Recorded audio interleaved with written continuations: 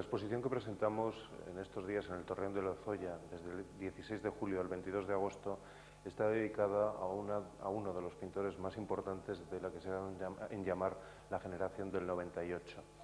No es esta la primera exposición que el Torreón de Lozoya dedica a pintores o artistas en general de este movimiento, de este momento artístico en España. Muchos de los segovianos pienso que recordarán exposiciones que han pasado por esta casa, como fue la dedicada a Julio Romero de Torres, Santos Sanz, Ignacio Zuloaga, los hermanos Zubiaurre y tantos otros. Esta es pues una de las líneas directrices dentro de nuestra programación, que siempre han gozado de una gran acogida del público y que yo creo que además son aportantes, dado que en este momento se está llevando a cabo desde hace algunos años una revisión por parte de la crítica moderna de lo que todos estos pintores aportaron al momento cultural español, un tanto quizá olvidado ante la importancia de las vanguardias francesas. ¿Por qué Rusiñol y por qué en este momento? ¿Y por qué la exposición se titula Santiago Rusiñol, los jardines del alma? Bueno, Santiago Rusiñol es una de las figuras clave de esta generación. Es un término un tanto manido, la generación del 98, pero bueno, es el término que se ha acuñado y es el que quizá mejor define ese momento, dado que en el 98 supone el final del imperio colonial español y es un momento en el que los artistas, los escritores, todo el mundo intelectual español se replantea un poco el futuro de España. Hay un momento de pesimismo, pero también un momento de regeneracionismo, de pensar en un futuro más positivo para nuestro país. Santiago Rusiñol es, bueno, pues junto con Ramón Casas, con Joaquín Sorolla, con Ignacio Zuloaga, una de las figuras claves de este momento. Él no solamente pintó jardines, era un gran retratista, pintó escenas de interior, escenas de trabajo. Era un artista que tiene una producción muy variada. Sin embargo, los jardines serán tanto el elemento que le dé su fama como el elemento que al final le traiga su desgracia. ¿Por qué digo esto? Bueno, Santiago Rusiñol, vamos a ver a lo largo de la exposición cómo se fue decantando por el tema de los jardines como el tema que él sentía más cercano. Tanto se identificó con este tema, y iremos viendo por qué, que acabó prácticamente en una actividad frenética de pintura de jardines. A lo largo de 40 años se dedicó prácticamente exclusivamente, de forma exclusiva, a pintar jardines. Y después de una búsqueda tanto intelectual como estética, Santiago Rusiñol acabó pintando jardines ya de una forma frenética y la crítica moderna, que tanto le había apoyado en sus inicios y al comenzar su carrera, se volvió en contra. Se le acusó de que Santiago Rusiñol había encontrado un tema fácil, un tema que era muy sencillo de vender y que se había aclimatado a los gustos de una burguesía. Esta crítica se ha mantenido muy a lo largo de nuestro siglo, manteniendo siempre que ha sido un pintor genial y extraordinario, pero ahora, en este preciso momento, en esa revisión que se está haciendo de todos estos pintores, se está revisando también, digamos, el por qué Santiago Rusiñol hizo tantos jardines, por qué se identificó con ellos y, bueno, pues el resultado de esa reflexión que debemos fundamentalmente a la comisaria de esta exposición, que es Margarita Casacuberta, el resultado es el que se puede ver en el Torreón y el que se puede leer en el catálogo. Santiago Rusiñol nace en Barcelona en 1863 en el seno de una familia burguesa dedicada a la industria textil. Muy pronto quedará huérfano, queda la tutela de un abuelo que le vincula enseguida a la fábrica familiar, de manera que al principio nada hacía pensar que Santiago Rusiñol se convertiría en artista. Él compaginaba, o más bien tenía como tiempo de ocio la pintura, el excursionismo y la escritura. Le gustaba mucho escribir. Sus primeros contactos con la naturaleza, vamos a decir de un modo más profundo, los inicia muy jovencito. Él formaba parte de una sociedad de excursionistas que recorren buena parte de Cataluña y que, bueno, pues después de las excursiones se reunían e intercambiaban dibujos que habían hecho sobre sus viajes y también textos, dado que algo que es muy importante, dado que esta exposición toca no solamente la pintura de Santiago Rusiñol, sino también su obra escrita. Él no era un pintor aficionado a la escritura, aficionado a la literatura, sino que fue un gran escritor, hasta el punto de que bueno, escribió varias obras de teatro que fueron representadas, alguna incluso en París. Esta situación de relativa calma familiar, él se casa, tiene una hija, cambia bruscamente a finales de la década de los 80. Cuando muere el abuelo, en 1887, él toma partido por la pintura, abandona todo, abandona a su familia, a su hija recién nacida, a su esposa, abandona una situación burguesa muy cómoda y entonces comienza, vamos a decir, el mito del artista. Comienza a generarse en Santiago Rusiñol un espíritu creativo, una búsqueda del arte por encima de todo.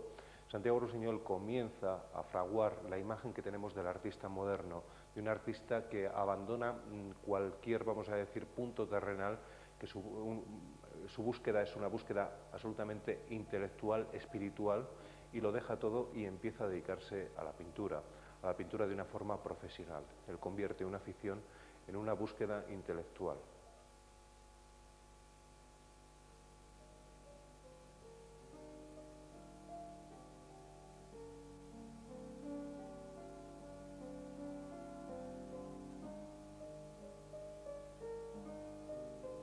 La primera parte de la exposición se llama Jardines antes del jardín. ¿Por qué este título? Bien, antes de llegar a esa etapa central, a que Rusiñol se centrara en el jardín como tema principal de su producción pictórica y literaria, hay unos tanteos previos, sobre todo al inicio de su carrera. Ya decíamos antes que a raíz de la muerte de su abuelo hay un cambio muy brusco en su vida. Él decide dedicarse exclusivamente a la pintura, una actividad que por entonces se consideraba como mera artesanía, lo que supone o lo que le lleva incluso a romper durante bastante tiempo con su matrimonio y abandonar a su propia hija de escasos meses de edad. Él empieza a dedicarse a la pintura ya de una forma profesional, a pintar en serio, y bueno, empieza una vida un tanto errante. Él comienza pintando no solamente paisajes, sino también escenas de trabajo y retratos. En todas ellas, de alguna manera, el jardín o la naturaleza está presente. Es una naturaleza triste. Es el caso, por ejemplo, de los fondos de retratos, como el que está a mi derecha. El retrato de Luis Quer en el jardín, un amigo suyo, un escritor. Son jardines tristes. Esta tristeza se va a acentuar también en París. En un principio, Santiago Rusiñol empieza pintando bajo la influencia de los paisajistas catalanes. Todo el siglo XIX, en cuestión de paisaje, es bastante desconocido en el resto de España. Si bien hubo tremendos artistas, como pudo ser Ramón Martí Alsina, como Lluís Quer o como Joaquín Vayreda. Precisamente este último va a suponer una gran influencia para el joven Santiago Rusiñol. De Joaquín Vayreda aprenderá, en primer lugar, que el contacto con la naturaleza es imprescindible. Joaquín Vayreda había fundado, hacia finales, en el último tercio del siglo XIX, la que se dio en llamar la Escuela de Olot. La Escuela de Olot quería ser la versión española, la versión catalana, de lo que había sido la Escuela de Barbizon en Francia. En esta escuela lo que se quería o lo que se detentaba como principios era que el contacto con la naturaleza era imprescindible, es decir, la pintura de estudio había que desterrarla, la naturaleza había que pintarla en plena naturaleza y había que sentirla. Y había que encontrar en el mundo rural, en el campo, alejados de las ciudades, el tema fundamental de la pintura, el tema puro, el contacto, repito, con la naturaleza.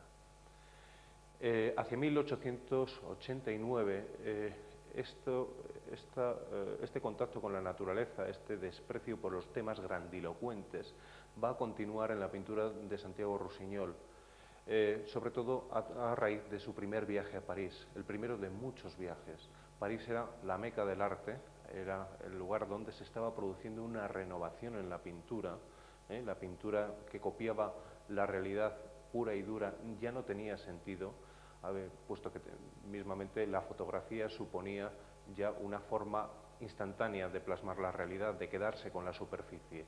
Ahora se estaban haciendo muchos planteamientos que tenían que ver con la óptica, que tenían que ver con distintas técnicas, como es el caso de los impresionistas, pero que también tenían que ver con una búsqueda del propio yo, de plasmar unas emociones, de plasmar unos sentimientos en la pintura.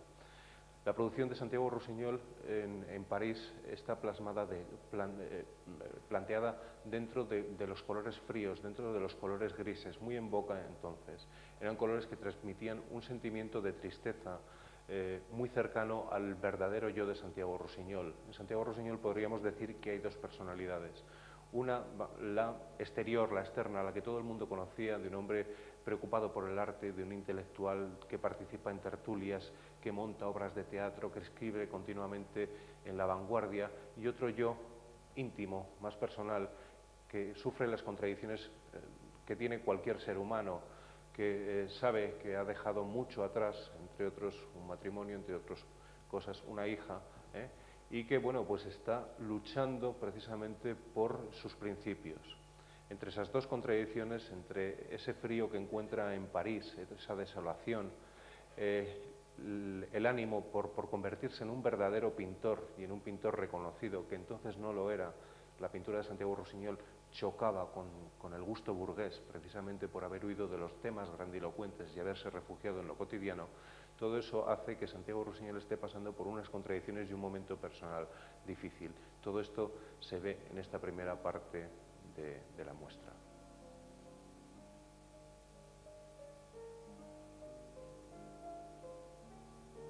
Sobre la visión de algunos jardines de París, Santiago Rusiñol escribiría: allí, en aquellas parcelas, la nieve cae esponjosa y se hiela, y queda amontonada, esperando a que llegue el verano.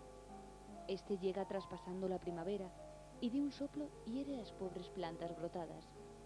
Mata de sed lo que antes moría de agua, y seca las hojas, que todavía tiernas, se van corriendo en brazos del otoño. Qué tristeza provocan entonces aquellos jardines, bajo aquel gris tan gris, aquellas plantas sin alma, de una verdor mortecina y sin sangre.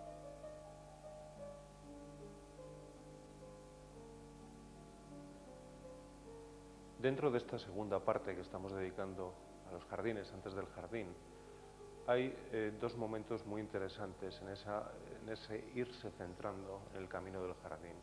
Uno es el viaje a Italia, un viaje que realizará en 1894 con Ignacio Zuloaga, precisamente para hacer un reportaje sobre los jardines italianos, sobre el paisaje italiano y también para copiar a los grandes maestros. De ese viaje se derivarán una buena parte de dibujos y también una buena parte de escritos que tienen como tema las impresiones que le produce el jardín. No se trata únicamente de descripciones, sino se trata también de la sensación anímica que estos jardines producen en el artista. Ya antes, en 1891, se produce también un cambio de signo muy importante en el pintor catalán, y es su llegada a Sitges. Sitges será, junto con Aranjuez, probablemente los dos lugares más queridos del artista. En Sitges su pintura cambia también, en cierta manera, su estado de ánimo y comienza a liberarse de aquella carga tan importante de grises, de pesimismo, aunque quizá el pesimismo se trastoque en Sitges por un sentimiento de melancolía. En Sitges su pintura se empieza a cargar de luz, empieza a pintar patios y galerías, empieza a escribir también sobre estos patios y galerías y las plantas que se encuentran en ellos y las personas que viven en aquellas casas. En Sitges construirá su gran templo del arte, que es el Cau Ferrat, convertido actualmente en museo. Los cuadros que hemos traído de esta parte al Torreón de Lozoya son cuadros que ejemplifican el paso por Sitges. Galería Blanca y Gitana del Albaicín son obras quizá claves dentro de esta producción dedicada o hecha en Sitges. Gitana del Albaicín es un cuadro hecho en Granada, no hecho en Sitges, pero sí está dentro de la tónica de los cuadros de lo que se llamaba la tendencia del pati blau, el patio azul. La paleta de Santiago Rusiñol se carga de azules, de blancos, se empieza a investigar el fenómeno de la luz, los rebotes que produce la luz en los diferentes objetos. y también el estado anímico que producen esos pequeños jardines, esas pequeñas macetas que hay dentro de los patios y de las galerías de Sitges. Gitana del Albaicín es un cuadro clave dentro de este momento. Con esta obra parece ser que termina, o bueno, evidencia que termina la etapa de Sitges. Es la última obra en la que vemos esos blancos y esos azules de las galerías que habían presidido toda esa etapa en este pueblo catalán, en este pueblo barcelonés. Y por otro lado anticipa lo que va a venir después. Se trata, como ven, de la figura de una gitana apoyada en una pared y viendo un paisaje por una ventana. En ese paisaje ya estamos viendo uno de los árboles preferidos de Santiago Rusiñol, que es el ciprés, un árbol que pintará muchas veces, que describirá muchas veces. Él siempre decía que el ciprés es como un dedo en la boca que nos llama a la oración. No es casualidad todos los elementos, o no son casuales todos los elementos que aparecen en cada cuadro de Rusiñol. Hay en todos un simbolismo, en todo hay una llamada de atención y un sentimiento. Hay que ver las obras pausadamente. Es también el final de una etapa muy importante dentro de la producción de Rusiñol, como es su producción de retratos. Es el último de sus grandes retratos. Él haría más, pero ya no con tanta importancia y además con tanta dedicación. Él en sus escritos hablaba con entusiasmo de esta obra y de hecho nunca se separó de ella hasta su muerte. La depositó en su casa, en Sitges, en el Cau Ferrat, y la mantuvo con él hasta sus últimos días. Y es también el único, vamos a decir, momento que se permite de contacto con el costumbrismo. Su búsqueda era otra, pero no quiso dejar la oportunidad de pintar a una gitana que había sido modelo de Fortuny, un pintor que él admiraba, y de revivir bueno, pues todo el viaje que Fortuny, o uno de los viajes que Fortuny realizara a Granada.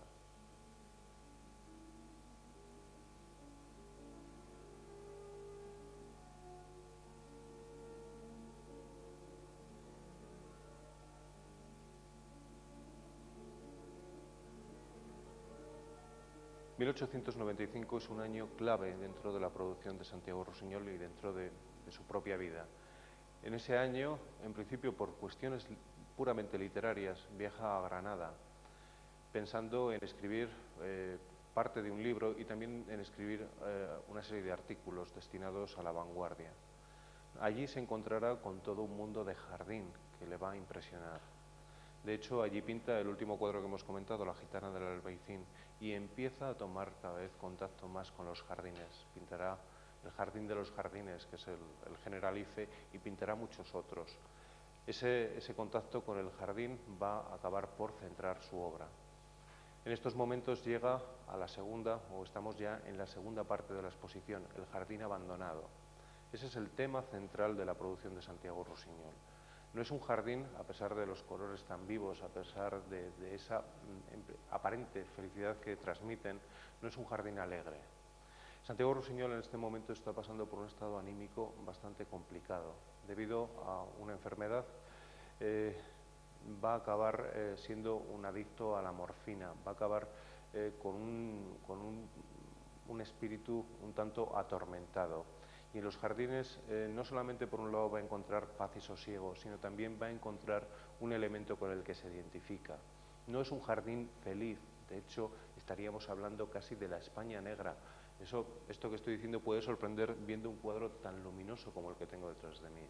¿Por qué? ¿Cuál es el pensamiento o cuál es la impresión que Santiago Rusiñol quiere transmitir?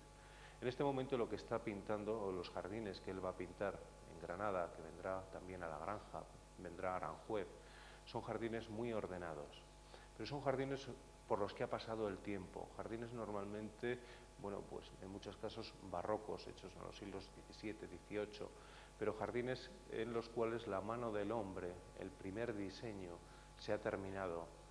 Aquel diseño que hiciera el jardinero real se ha perdido. ¿Por qué? Porque la falta de cuidado, la falta de continuar con aquel diseño que se había hecho, la falta de una manutención, de un seguimiento del jardín, ha hecho que las plantas empiecen a crecer, que la naturaleza tome partido. Estamos, pues, ante la muerte del jardín, ante la muerte de la obra del hombre, y ante también el triunfo de la naturaleza, el triunfo, el paso de la vida. Todo esto es lo que Santiago Rusiñol encontró en los jardines y era algo que además él estaba sintiendo en ese momento.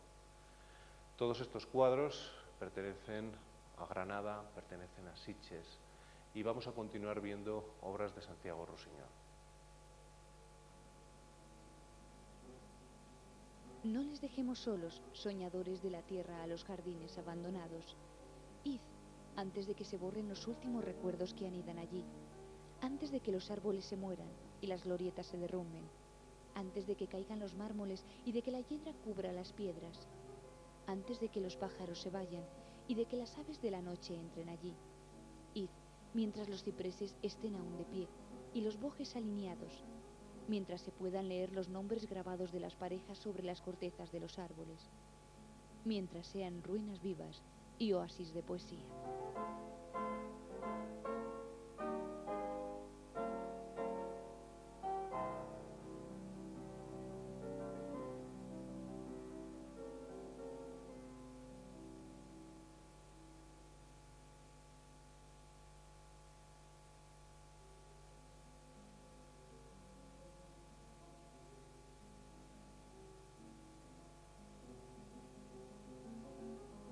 Dentro de la obra de Santiago Rusiñol hay un apartado que sí hemos querido tratar de forma monográfica y que es Mallorca. Hemos visto en la parte anterior, que eran los jardines abandonados, cómo él se refugia en claustros, en cementerios, en jardines pequeños con altas tapias, cerrados frecuentemente y ordenados. Mallorca va a suponer una apertura del campo de acción, por varias razones. Mallorca será un lugar con una luz especial. Mallorca será el lugar de encuentro con uno de los grandes pintores de la generación del 98, que es Joaquim Mir, un gran pintor con una técnica colorista impresionante que de alguna manera le atrae y le invita a participar de esos destellos de color que solo Joaquim Mir conseguía hacer, y Anglada Camarasa. Mallorca también es un momento de un estado anímico muy especial. Tras una enfermedad y una operación prácticamente a vida o muerte, Mallorca fue un estado de ánimo nuevo, fue un renacer a la vida. Después de haber estado a punto de morir, el encuentro con Mallorca fue una explosión de alegría, una explosión de color, y todo esto se deja traslucir en los cuadros. Él pintará no solamente paisajes como el que tengo a mis espaldas, almendros en flor, sino también muchos jardines señoriales como el de Raisa, donde todavía sigue conviviendo un tanto ese sentimiento de tristeza, pero fue un contacto muy importante, puesto que en la obra de Rusiñol a partir de ahora convivirá tanto el paisaje, con esos grandes espacios abiertos, esos destellos de color, con la pintura de jardín propiamente dicha. De alguna manera Mallorca supone también una apertura del campo de acción, una cierta liberación de su estado anímico y también de su pintura. Es Raisa una casa señorial, de augusta tranquilidad, severa y risueña al mismo tiempo, y sencilla como una casa de campo. Su adorno está en el jardín, bello como el jardín de los poetas. Por él suben altísimas escaleras, y vese en él ya una estatua llena de musgo en sombreada plazoleta, ya un león decorativo o un jarrón del Renacimiento. Adivínase allí la ciudad muerta, de una opulencia grandiosa. Vense los restos de un espectáculo neorromántico, y uno cree vivir en tiempos que ya pasaron. Y sin embargo, ese olvido del presente y ese aroma que llega allí del pasado son el principal encanto de aquel sitio. Respírase allí tal sosiego, el ruido del mundo está tan lejos que es aquella quietud un bálsamo para la vida, una paz completamente absoluta, vestida de gran melancolía, un lacio abandono del cuerpo y una muerte de ambiciones.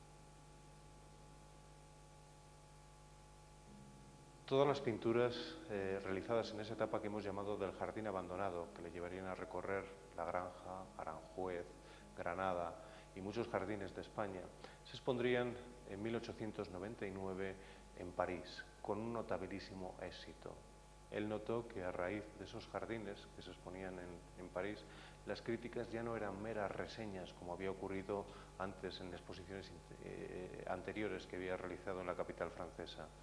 Ahora la gente descubrió una España nueva a la que no estaba acostumbrada, donde no había tipismo, sino que había mucho sentimiento. No era la pintura fácil que se hacía en España, tanto por artistas españoles como por artistas extranjeros, y que tenía un comercio bastante grande entre la burguesía europea. Era una visión de España profunda, una visión de España desde luego distinta. Posteriormente, esta exposición parisina se celebraría otra en Barcelona y el éxito y el mito de Rossinyol se iba construyendo tanto en torno a sus obras literarias, que por entonces también estaban gozando de un gran éxito, sino también como pintor además de éxito. Animado por sus amigos, en 1913 se publica una carpeta llamada Los Jardines de España, una colección de 40 fotograbados que podemos ver aquí y que integran la tercera parte de la exposición. Son estos jardines que hemos hablado antes de una España negra, de un gran sentimiento, de una búsqueda de la tristeza y del yo. Son jardines también en los que a nadie le pasó desapercibido que era un momento muy especial dentro de lo que era la España del 98, una España que todavía vivía convulsionada por la pérdida de Cuba y Filipinas. Ese esplendor perdido, ese esplendor colonial, ese anhelo del pasado se veía también en los jardines de Santiago Rossinyol. Es por ello que fue una quizá de las claves para incluirle en esa España negra, aunque siempre los encasillamientos son injustos. Estos 40 fotograbados son jardines de muchas partes de España e incluyen algo emocionante, pienso para nosotros, como es uno de los jardines de la Granja. Los cuadros que realizara entre nosotros, en Segovia, actualmente están en paradero desconocido, probablemente se venderían en Barcelona o en París. Y a pesar de una búsqueda bastante intensa, tanto en colecciones estatales como privadas, no hemos podido dar con ninguno de los cuadros que pintara, pero sí hemos querido desde luego dejar testimonio de su presencia en Segovia a través de uno de ellos. La influencia y la repercusión que tendría esta carpeta fue enorme. Gran parte de los grandes escritores del momento, como pueden ser Gómez de la Serna, como pueda ser Azorín, escribirían sobre Rossinyol e incluso tomarían al jardín como tema de sus creaciones. Un jardín además interpretado tal y como lo interpretó Santiago Rossinyol. En la música ocurrió otro tanto. De hecho, Noches en los Jardines de España de Manuel de Falla está precisamente basado en esta carpeta de jardines que el compositor tenía siempre muy cerca de sí. La belleza de estas obras, el sentimiento que transmiten, queda desde luego perfectamente expresado aquí. Eduardo Marquina interpretó así Los Jardines de España de Santiago Rossinyol. Lo hiciste bien, buen hijo, lánguidamente triste junto a la madre muerta tu ofrenda depusiste. Besaste con tu espíritu su sepulcro de piedra y le hiciste ornamente de cipreses y yedra. Lo hiciste bien, tú, ansioso de una patria grandiosa, buscador de una tierra soñadora y gloriosa. Lo hiciste bien, debajo de la luz que los baña. Tus jardines de España son la vejez de España.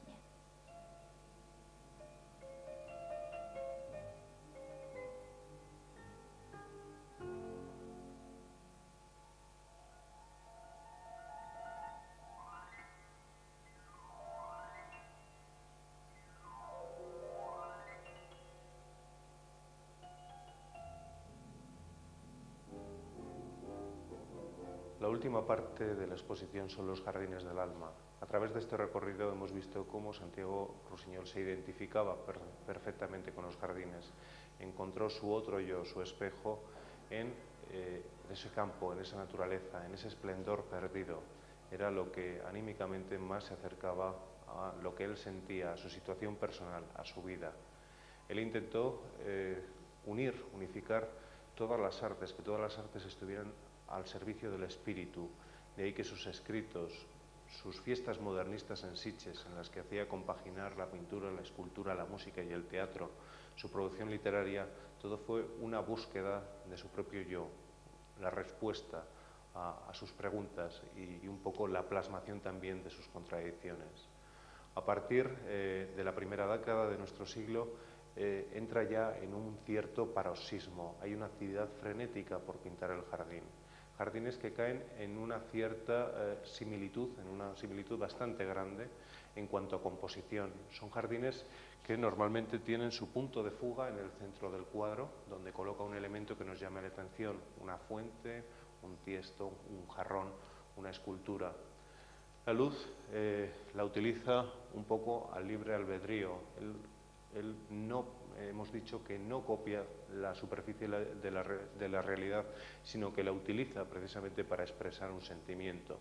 No hay una copia servil, aunque estemos hablando de una pintura realista, sino que hay una búsqueda de sentimiento. La realidad se pone al servicio de lo que uno quiere expresar.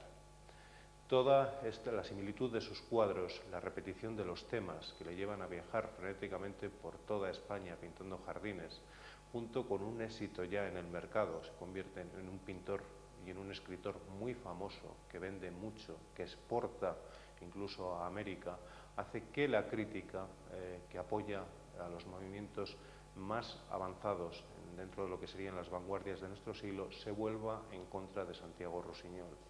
Santiago Rusiñol, al final de su vida, conoce reiteradas críticas una tras de otra. Sin embargo, él había encontrado, por fin, después de estar buscando toda su vida, el tema con el que él se sentía plenamente identificado. Pintará más de 500 jardines buscando ese jardín, que es la expresión de su interior. Espero que este recorrido haya sido de su gusto, haya sido de su agrado. Invitarles a que vengan a la exposición. Creo que como la visión directa de los cuadros, creo que no hay nada. Y decirles que, bueno, para todos aquellos que la exposición les agrade, creo que no hemos cerrado en el Torreón el capítulo de Santiago Rusiñol. Creo que un artista tan grande merece, quizá en un futuro, otra muestra en la que podamos ver su producción de retratos, podamos también continuar viendo muchos más paisajes.